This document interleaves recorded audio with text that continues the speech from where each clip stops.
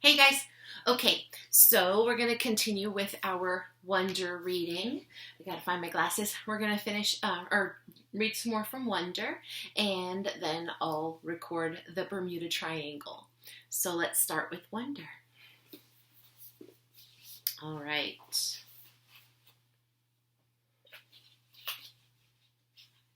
So we are on an apparition at the door. Once I got up in the middle of the night because I was thirsty, and I saw Mom standing outside Augie's room. Her hand was on the doorknob, her forehead leaning on the door, which was ajar. She wasn't going in his room or stepping out, just standing right outside the door, as if she was listening to the sound of his breathing as he slept. The hallway lights were out. The only thing illuminating her was the blue nightlight in August's room. She looked ghost-like standing there, or maybe I should say angelic. I tried to walk back into my room without disturbing her, but she heard me and walked over to me. "Is Augie okay?" I asked. I knew that sometimes he would wake up choking on his own saliva if he accidentally turned over on his back. "Oh, he's fine," she said, wrapping her arms around me. She walked me back to my room, pulled the covers over me, and kissed me goodnight. She never explained what she was doing outside his door, and I never asked. I wonder how many nights she stood outside his door, and I wonder if she's ever stood outside my door like that. Breakfast. "Can you pick me up from school today?" I said the next morning, smearing some cream cheese on my bagel. Mom was making August's lunch, American cheese on whole wheat bread, soft enough for Augie to eat, while August sat eating oatmeal at the table. Dad was getting ready to go to work. Now that I was in high school, the new school routine was going to be that Dad and I would take the subway together in the morning, which meant his having to leave 15 minutes earlier than usual. Then I'd get off at my stop and he'd keep going. And Mom was going to pick me up after school in the car. "I was going to call Miranda's mother to see if she could drive you home again," Mom answered. "No, Mom," I said quickly. "You pick me up or I'll just take the subway." "You know I don't want you to take the subway by yourself yet," she answered. "Mom, I'm 15. Everybody my age takes the subway by themselves." "She can take the subway home," said Dad from the other room, adjusting his tie as he stepped into the kitchen. "Why can't Miranda's mother just pick her up again?" Mom argued with him. "She's old enough to take the subway by herself," Dad insisted. Mom looked at both of us. "Is something going on?" She didn't address her question to either of us in particular. "You would know if you'd come back to check on me," I said spitefully, "like you said you would." "Oh, God, Via," said Mom, remembering how she had completely ditched me last night.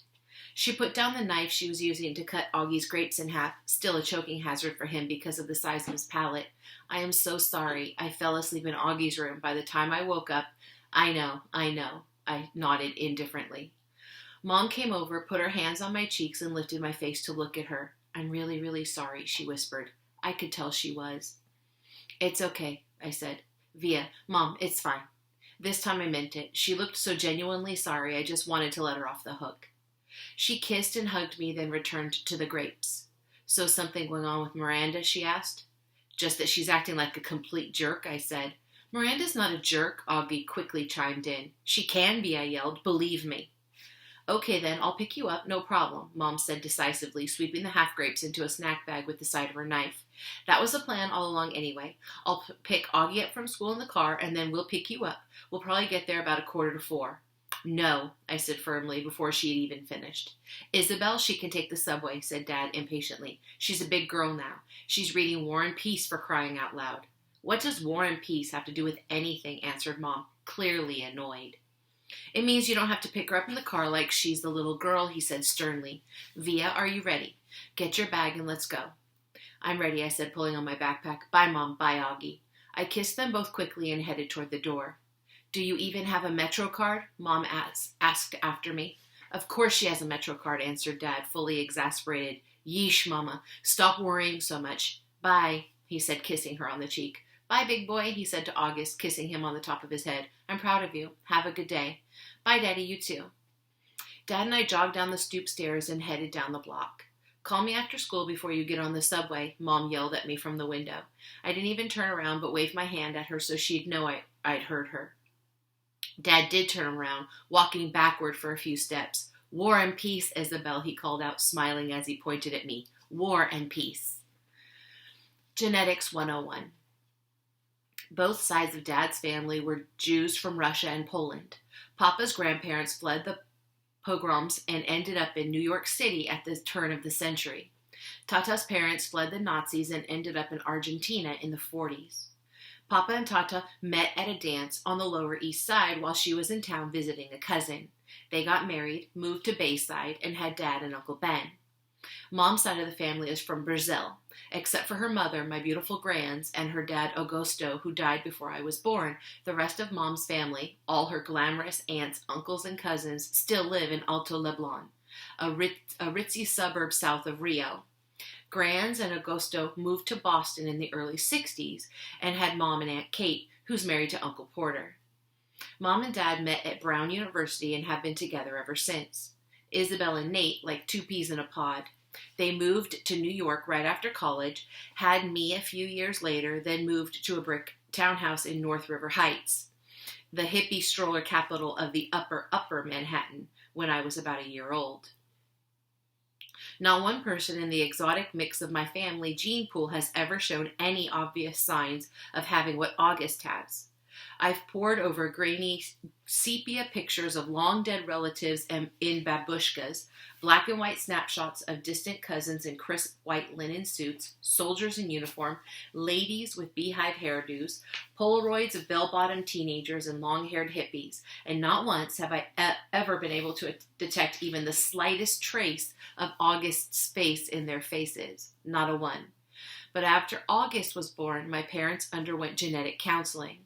They were told that August had what seemed to be a previously unknown type of mandobifacial dytosis caused by an autosomal recessive mutation in the TCOF1 gene, which is located on chromosome 5, complicated by a hemifacial microsomia characteristic of OAV spectrum. Sometimes these mutations occur during pregnancy. Sometimes they're inherited from one parent carrying the dominant gene. Sometimes they're caused by the interaction of many genes, possibly in combination with environmental factors. This is called multifactorial inheritance. In August's case, the doctors were able to identify one of the single nucleotide deletion mutations that made war on his face. The weird thing is, though you'd never know it from looking at them, both my parents carry that mutant gene, and I carry it too. The Punnett Square. If I have children, there's a 1 in 2 chance that I will pass on the defective gene to them. That doesn't mean they'll look like August, but they'll carry the gene that got double dosed in August and helped make him look the way he is.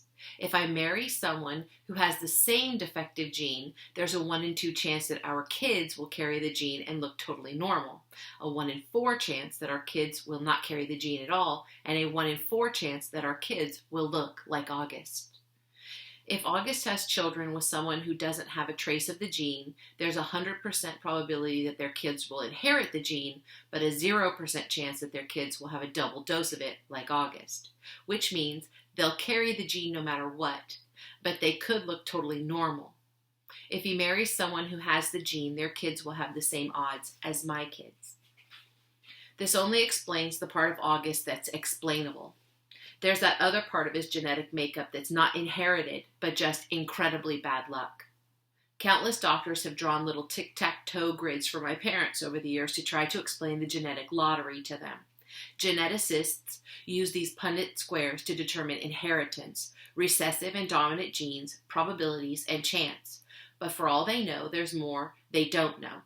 They can try to forecast the odds, but they can't guarantee them. They use terms like germline mosaicism, chromosome rearrangement, or delayed mutation to explain why their science is not an exact science. I actually like how doctors talk. I like the sound of science. I like how words you don't understand explain things you can't understand. There are countless people under words like germline mosaicism, chromosome rearrangement, or delayed mutation. Countless babies who will never be born, like mine. Out with the old. Miranda and Ella blasted off. They attached themselves to a new crowd destined for high school glory. After a week of painful lunches where all they would do was talk about people that didn't interest me, I decided to make a clean break for it. They asked no questions. I told no lies. We just went our separate ways. I didn't even mind after a while. I stopped going to lunch for about a week, though, to make the transition easier, to avoid the fake, "Oh, shoot, there's no room for you at the table, Olivia. It was easier just to go to the library and read." I finished War and Peace in October. It was amazing. People think it's such a hard read, but it's really just a soap opera with lots of characters. People falling in love, fighting for love, dying for love. I want to be in love like that someday. I want my husband to love me the way Prince Andrei loved Natasha. I ended up hanging out with a girl named Eleanor, who I'd known from my days at PS22, though we had gone to different middle schools. Eleanor had always been a really smart girl, a little bit of a crybaby back then, but nice. I had never realized how funny she was, not laugh out loud funny like Daddy, but full of great quips. And she never knew how light-hearted I could be. Eleanor, I guess, had always been under the impression that I was very serious. And as it turns out, she had never liked Miranda and Ella. She thought they were stuck up. I gained entry through Eleanor to the smart kids table at lunch. It was a larger group than I had been accustomed to hanging out with, and a more diverse crowd.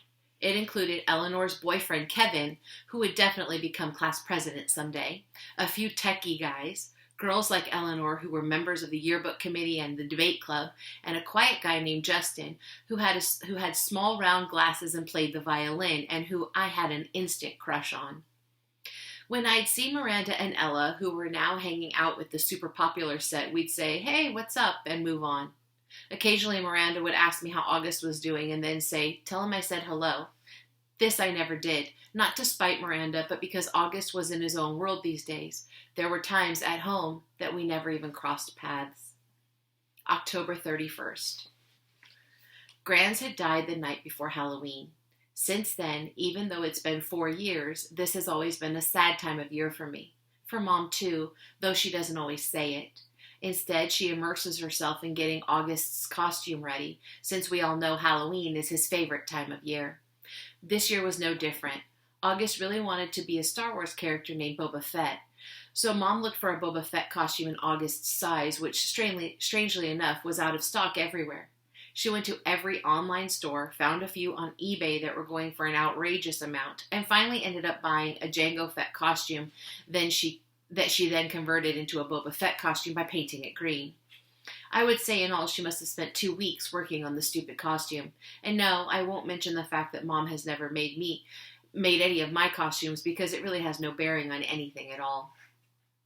The morning of Halloween, I woke up thinking about Grands, which made me really sad and weepy.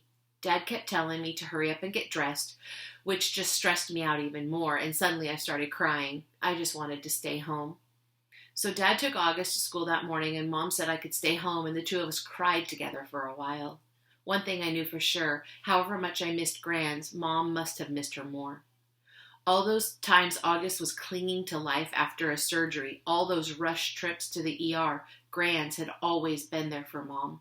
It felt good to cry with Mom, for both of us. At some point, Mom had the idea of our watching The Ghost and Mrs. Muir together, which was one of our all-time favorite black and white movies. I agreed that was a great idea. I think I probably would have used this weeping session as an opportunity to tell Mom everything that was going on at school with Miranda and Ella, but just as we were sitting down in front of the DVD player, the phone rang. It was the nurse from August's school calling to tell Mom that August had a stomach ache and should be picked up. So much for the old movie and the mother-daughter bonding. Mom picked August up, and the moment he came home, he went straight to the bathroom and threw up. Then he went to his bed and pulled the covers over his head. Mom took his temperature, brought him some hot tea, and assumed the August mom's role again. Via's mom, who had come out for a little while, was put away. I understood, though. August was in bad shape. Neither one of us asked him why he had worn his bleeding Scream costume to school instead of the Boba Fett costume Mom had made for him. If it annoyed Mom to see the costume she had worked on for 2 weeks tossed on the floor unused, she didn't show it. Okay. So we'll stop there for today and read more tomorrow. Hope everybody's doing well. And I'm going to record the Bermuda Triangle. And then that's about it. Please keep writing. I put a new activity in Seesaw. It's things you're good at. So it's pretty fun. You make like text boxes, you can add pictures, you can add emojis, however you want to do it. So if you haven't had a chance to check that out, please go check that out on Seesaw. Okay? Talk to you guys later. Bye.